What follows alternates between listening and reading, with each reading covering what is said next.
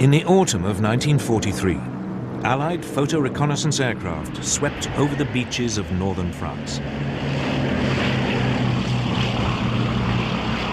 It was part of a huge planning operation for the seaborne invasion of Europe. The fortifications of the Atlantic Wall were monitored by the French resistance. Men crept ashore to collect sand samples to test whether armored vehicles could be landed.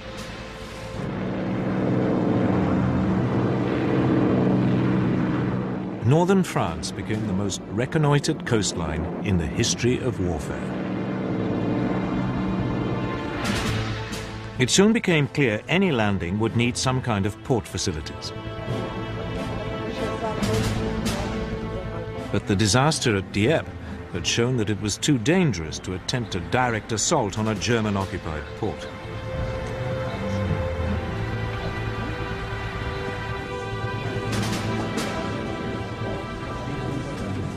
Britain's planners were forced to come up with an ingenious alternative.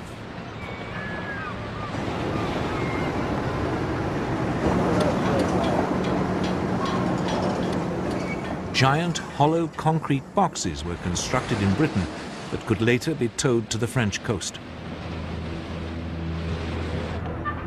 There they would be sunk to form an artificial harbour. They were known by their code name, mulberries.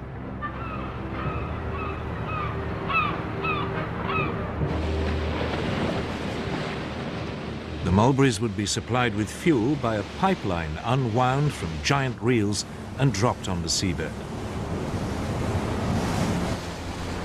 It would run for 100 miles.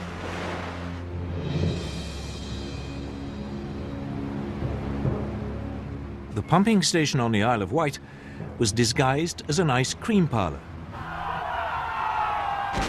But the raid on Dieppe had also revealed a second problem: how to get the first wave of troops off the beaches and through the German fortifications. The man told to solve that question was General Percy Hobart, one of the pioneers of armoured warfare. Hobart came up with a series of ingenious devices. The troops called them the funnies. They included such extraordinary machines as flamethrowers and floating tanks, flail tanks for clearing mines, the bobbin for laying firm paths across sand or shingle, an armoured ramp for climbing sea walls,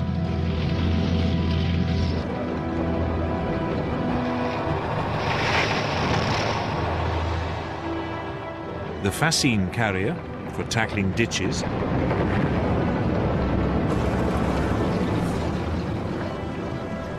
and the bridging tank for wider obstacles.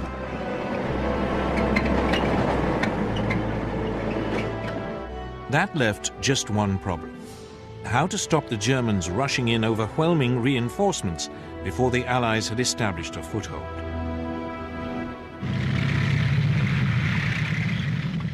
The answer was to keep them guessing until the very last moment as to where the invasion would take place. Operation Bodyguard was a massive and complex deception campaign. German double agents in Britain now began sending back to Germany huge amounts of carefully coordinated false information. This emphasized that the main landings would be in the Pas-de-Calais, although a feint attack might be launched in Normandy. To muddy the waters still further, the Allied military created a fictitious army unit, the so-called 1st US Army Group, or FUSAG. It was stationed, very obviously, in Kent, bang opposite the Pas-de-Calais.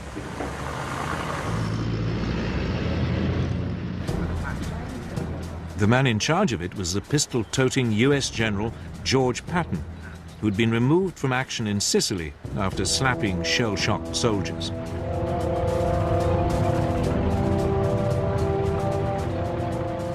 Patton was rated by the Germans as the Allies' best attacking general. Just the man they expected to command the invasion of Western Europe. Basher 5-2, this is Basher 1-1 on Alpha. Radio transmissions mimicked the wireless traffic of an army. For the benefit of any Luftwaffe reconnaissance aircraft flying over Britain, the fields of Kent were filled with inflatable tanks and carefully faked track marks.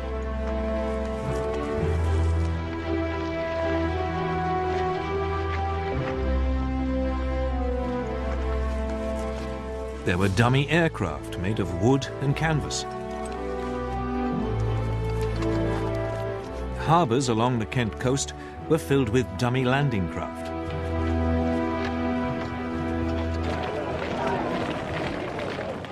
There were even troops, though these were in reality backup units.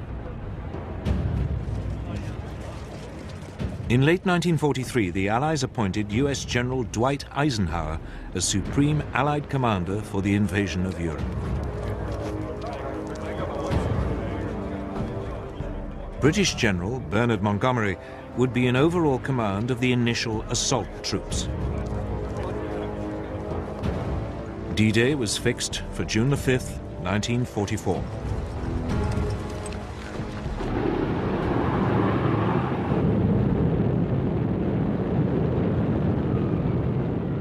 Two months before the landing, Eisenhower launched an elaborate air offensive to disrupt German links to the coast.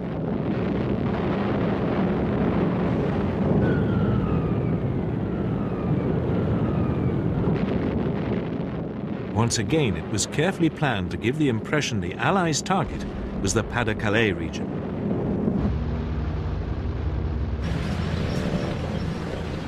As the date of the invasion approached, Allied troop numbers in England reached over 2 million. They were supported by more than 3,000 tanks and 12,000 aircraft. The Germans were well aware an invasion was imminent. But they had been completely taken in by the Allies' phony preparations in Kent and were convinced the most likely landing spot was the Pas-de-Calais.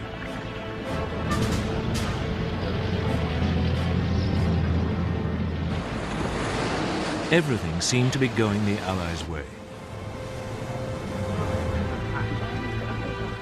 The troops were briefed. Then the weather turned against them. Rain lashed down, visibility was poor, and the channel was stormy.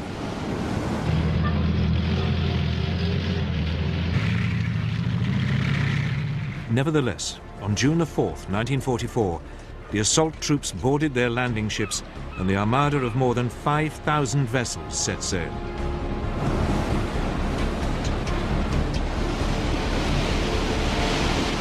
But the rain continued to lash down, and later that day the invasion had to be postponed. The ships returned to port, and the assault troops faced a nerve-shredding wait.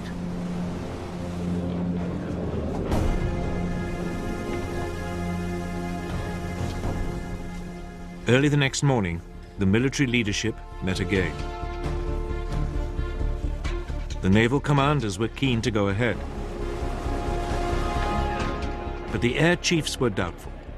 They worried the visibility would still be too poor to provide effective air support. After a long silence, Eisenhower looked up. "Let's go," he said.